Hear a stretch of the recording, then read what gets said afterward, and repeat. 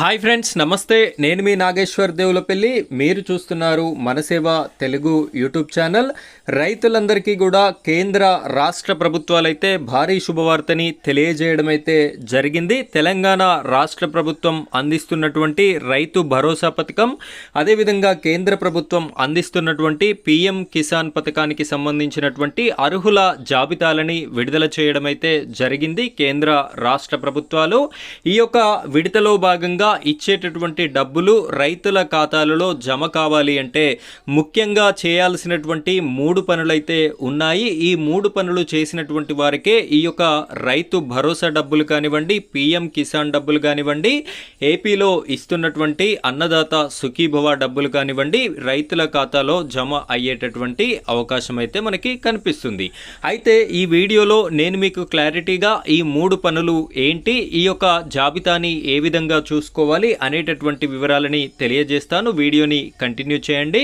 మొదటిసారి మీరు మన ఛానల్ని చూస్తున్నట్టయితే ఇలాంటి లేటెస్ట్ అప్డేట్స్ మీ వరకు రావాలి అనుకుంటే మన ఛానల్ని సబ్స్క్రైబ్ చేసుకోండి. పక్కనే బెల్ ఐకాన్ ఉంటుంది, దాని మీద ట్యాప్ చేసి ఆల్ అని సెలెక్ట్ చేసుకోండి. ఇక మనం వీడియో టాపిక్లోకి వెళ్ళబోయే ముందు ఇంకా ఈ వీడియోని లైక్ చేయనట్టయితే లైక్ చేయండి. ఆ తర్వాత వచ్చేటటువంటి హైప్ పాయింట్స్ కూడా వీడియోకి ఇవ్వండి. అయితే ఈ యొక్క కేంద్ర ప్రభుత్వం ప్రధానమంత్రి మోదీ గారు పిఎం కిసాన్ పథకాన్ని 2019లో స్టార్ట్ చేయడం అయితే జరిగింది. ప్రతి రైతన్నకి ఒక్కో విడతకి 2000 రూపాయల సాయాన్ని కేంద్ర ప్రభుత్వం అయితే అందించడం జరుగుతుంది. ఇప్పటి వరకు 21 విడతలుగా కేంద్ర ప్రభుత్వం రైతన్నల ఖాతాలో ఈ డబ్బులని రిలీజ్ చేయడం జరిగింది. వారి అకౌంట్లో జమ కావడం కూడా జరిగింది.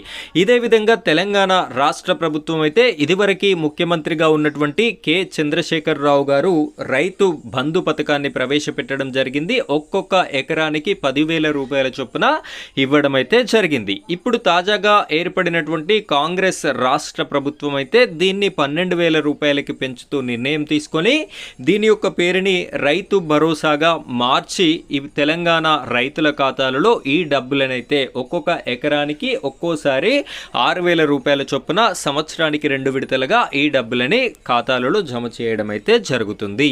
అయితే వీరు చేయాల్సినటువంటి ముఖ్యమైనటువంటి పనులు ఏంటి అంటే ప్రతి రైతన్న కూడా మీరు కంపల్సరీగా మీ యొక్క బ్యాంక్ ఖాతాకి ఖచ్చితంగా మీ యొక్క ఆధార్ కార్డ్ అనేది లింక్ చేసుకొని ఉండాలి. డీబీటీ పద్ధతిలో ఈ డబ్బులు అనేది జమ చేయడం జరుగుతుంది కాబట్టి మీ యొక్క బ్యాంక్ అకౌంట్కి ఖచ్చితంగా మీరైతే ఈ ఆధార్ కార్డుని జత చేసుకొని ఉండాలి. అదేవిధంగా మీరు కేఈకేవైసీ అనేది కంపల్సరీ చేసుకున్నట్టయితేనే పిఎం కిసాన్ డబ్బులైతే రావడం జరుగుతుంది అని చెప్పేసి మనకి కేంద్ర ప్రభుత్వం అయితే గైడ్ లైన్స్ కూడా ఇవ్వడం అయితే జరిగింది. కాబట్టి ఈ కేవైసీ అనేది రెండవది కంపల్సరీ మీరు చేసుకోవాలి.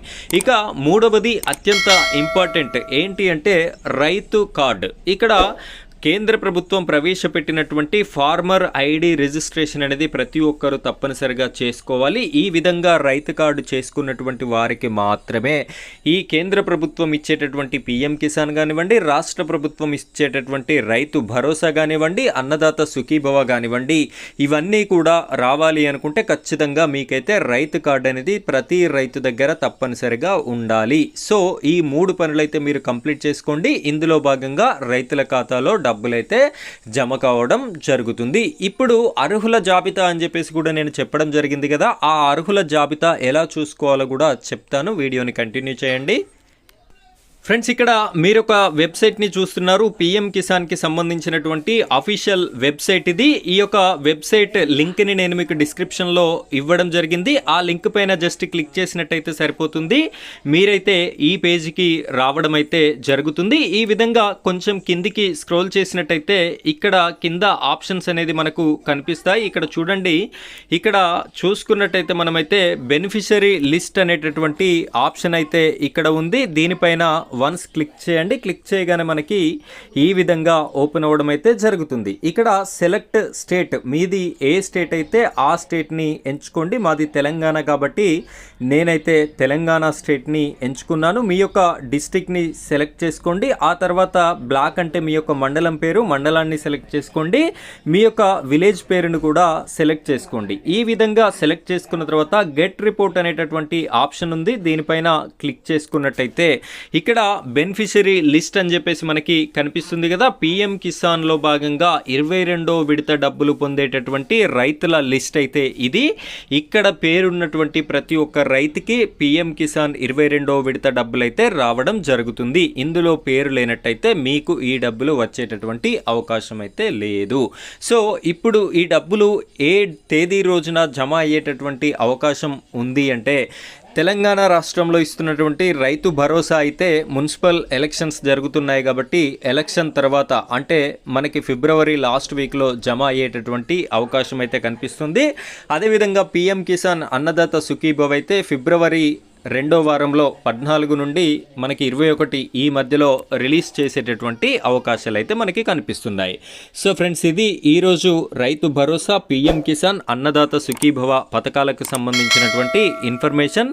ఇలాంటి లేటెస్ట్ అప్డేట్స్ కోసం మన ఛానల్ని సబ్స్క్రైబ్ చేసుకొని సపోర్ట్ చేయండి. Thank you friends, thank you very much.